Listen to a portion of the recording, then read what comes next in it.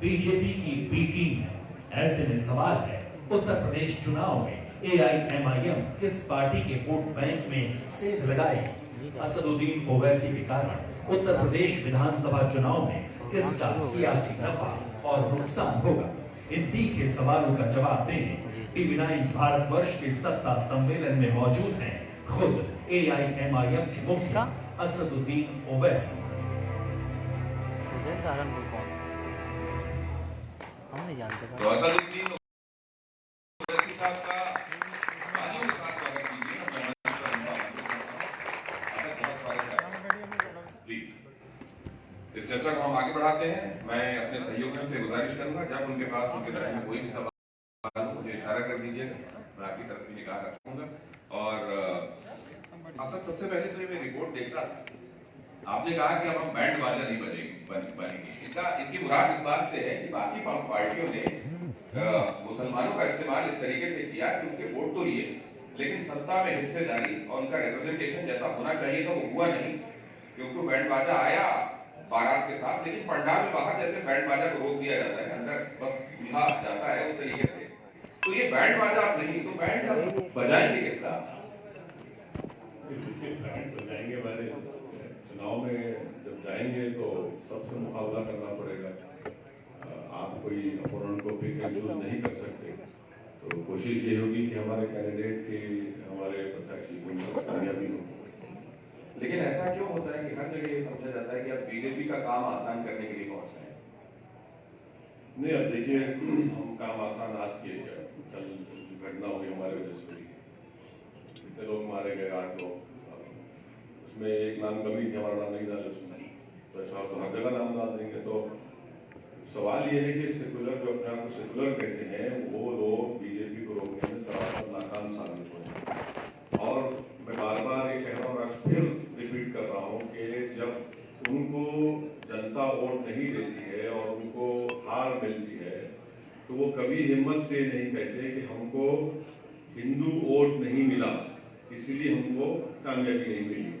और जब हम इलेक्शन लड़ रहे हैं तो इनको फिक्र हो जाती है कि मुस्लिम वोट का क्या होगा। हम ये कह रहे हैं कि भाई 2019 के लोकसभा के चुनाव में सपा और BSP साथ मिलकर लड़े, तब भी आप सिर्फ 15 सीट जीते। इसकी जिम्मेदारी किस पर डालेंगे? हम थे ही नहीं यहाँ पर। तो ये इनकी एक बुज़दिली है, ये गुरूर है इनका कि अपनी कमजोरियों को, अपनी गलतियों को दूर करना नहीं चाहते। इसीलिए समझते हैं कि मुस्लिम वोट चाहे उत्तर प्रदेश का हो या पूरे देश का हो, वो इनका कैदी है और वो कैप्टिव है और इसीलिए मनमानी करते रहते हैं। अब इसको आगे बढ़ाते हैं। समय आमतौर पर ये कहा जाता है कि, और ये आरोप भी लगाया जाता है, बाकी लोग खराब भी लगाते हैं और बाकी लोग भी लगाते हैं कि मुसलमानों के दिल में ये फीलिंग पैदा की जाती है कि वो असुरक्षित है, या सुरक्षा की भावना को पैदा किया जाता है और फिर उसके आधार पर वोट हासिल करती है राजनीतिक पार्टियां, डर पैदा करके। आप अभी तक उत्तर प्रदेश में जहां जहां गए हैं वहां आपने अपनी रैलियों में एक मुद्दे को बहुत जोर शोर से उठाया है और वो प्रमुख मुद्दा रहा है कि रिलीजियस स्ट्रक्चर्स को तोड़ा गया या उनका डिस्ट्रक्शन। ये मुद्दे आप बार बार उठाते हैं, तो मरहम लगाने का काम नहीं कर रहे हैं कि आप मरहम लगाने की बजाय जख्म को कुरेदने का काम कर रहे हैं और उसके जरिए वोट हासिल करना चाहते हैं? नहीं, सच्चाई को बयान करना तो जरूरी है। मरहम उसी वक्त भरेगा जब आप सच्चाई को बयान करेंगे, मरहम उसी वक्त खत्म होगा जब इंसाफ होगा। अब मिसाल के तौर पर लखनऊ से 30-40 किलोमीटर के फासले पर बाराबंकी है। वहाँ के SDM ने, क्योंकि उनको रात में नींद नहीं आ रही थी, मस्जिद में अज़ान आ रही थी, तो बगैर किसी को इत्तला दिए, बगैर प्रोसेस को फॉलो कर उन्होंने मस्जिद को डिमोलिश कर दिया। जबकि इलाहाबाद हाईकोर्ट का जजमेंट है कि कोविड के सेकेंड वेव के दौरान किसी भी स्ट्रक्चर को हाथ नहीं लगाना चाहिए। अब हमने उसको उठाया तो हम पर केस बुक कर दिया 153A का, और खुद यूपी बोर्ड उसमें पार्टी बनी है कि मस्जिद को इलीगल तरीके से डिमोलिश किया गया। तो ये तो फैक्ट है।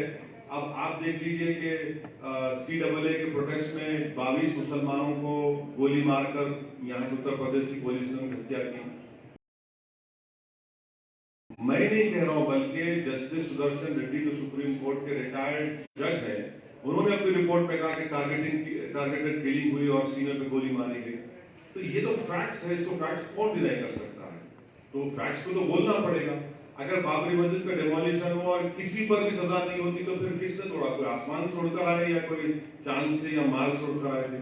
और फिर ये सरकार उसके खिलाफ अपील भी दायर नहीं करती। तो ये फैक्ट्स है जिसका बोलना जरूरी है। क्लोजर उसी वक्त होगा जब आप इंसाफ करेंगे। अब 27% जेल में अंडर ट्रायल मुसलमान है, ये भी फैक्ट है। तो और सबसे ज्यादा इलिटरेसी अगर उत्तर प्रदेश में है तो मुसलमानों में, सबसे ज्यादा महिलाओं में मुसलमानों में। तो ये तो फैक्ट्स है, जो कौन डिनाई करेगा? तो उस पर बात होनी चाहिए। वैसे तो कुछ फैक्ट्स मैं भी देना चाहता हूँ। जी जरूर दीजिए सर। तो आपने बार बार ये कहा कि जो एनकाउंटर होते हैं वो टारगेट करके किए जाते हैं। मेरे पास कुछ फैक्ट्स हैं जो बताते हैं कि 13 मार्च 2017 से 9 अगस्त 2020 तक का मैं आपको फैक्ट्स दे रहा हूँ। यूपी में 124 अपराधी मारे गए, 45 अल्पसंख्यक समुदाय से थे, 11 ब्राह्मण थे, 8 यादव थे, 58 ठाकुर थे, वैश्य। नहीं, मैं आपके फैक्ट्स को थोड़ी सी उसमें गलती है। मेरी आपसे गुजारिश है कि नेहा दीक्षित जो आप ही की फ्रेटर्निटी की बड़ी मायनाज जर्नलिस्ट है, उन्होंने नामों के साथ ये कहा कि 37% जो योगी आदित्यनाथ की सरकार में एनकाउंटर में जिसको मारा गया, जिसमें जेल में घुस के भी एक को मुफ्ती नाला को मारा गया, वो 37% में मुसलमान है। दूसरे लोग भी हैं, पुलिस भी मारी गई उसमें, मगर ज्यादा परसेंटेज जो है 37% मुसलमानों का है। और मैं तो 45% बता रहा हूँ, आप 37 बता रहे हैं। मैं करेक्ट कर रहा हूँ, 37% है, ये फैक्ट है। हमारा बोलना ये है कि सरकार जब संविधान का बोध लेती है तो आप रूल ऑफ लॉ के तहत गवर्नेंस करते हैं, रूल बाय गन के तहत नहीं कर सकते आप। और वही नतीजा है कि ठोक दो की पॉलिसी का नतीजा हमने देख लिया लखीमपुर खीरी में, कि कल तक पुलिस ठोकती थी, अब बीजेपी के लोग ठोक रहे हैं। तो ये अगर आप ये माइंडसेट आपका होगा कि हम जो बोलेंगे असेंबली में खड़े होकर मुख्यमंत्री ने ठोक देंगे, अरे क्यों ठोकेंगे भैया? तो फिर अदालत किस लिए है, कोर्ट किस लिए है, पुलिस किस लिए है? अगर आप कुछ जज और जूरी बन जाएंगे तो फिर संविधान क्या करेगा? संविधान को तो फिर आपको डस्टबिन में डालना पड़ेगा। तो ये जो हो रहा है ना, अब आप और एक फैक्ट सुन लीजिए। लखनऊ में एक अपर कास्ट के बच्चों को गोली मारी गई, सस्पेंड हो गए पूरे ऑफिसर। क्यों नहीं सस्पेंड हुए? कि आप बताइए कितने मुसलमानों को मारा गया? अगर आप फैक्ट्स 45% कितनों को सस्पेंड किया? आपने एक को भी सस्पेंड नहीं किया।